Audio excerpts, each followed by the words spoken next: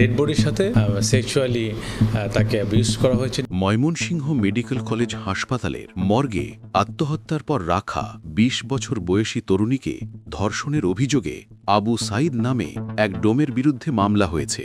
সেই মামলায় অভিযুক্তকে গ্রেপ্তার করেছে পুলিশ। মঙ্গলবার ২১ অক্টোবর রাতে হালুয়াঘাট থানার এসআই জামাল বাদী হয়ে কোতোয়ালি মডেল থানায় নারী ও শিশু নির্যাতন দমন আইনে মামলা দায়ের করেন। এর আগে ২০ অক্টোবর বেলা ১২টার দিকে হাসপাতালের লাশ কাটা ঘরে এই ধর্ষণের ঘটনা ঘটে।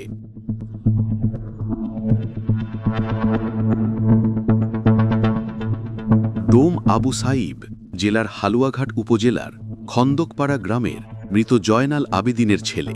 সাইব হালুয়াঘাট থানার মরদেহ আনা নেওয়ার কাজ করতেন। মামলা ও গ্রেপ্তারের তথ্য নিশ্চিত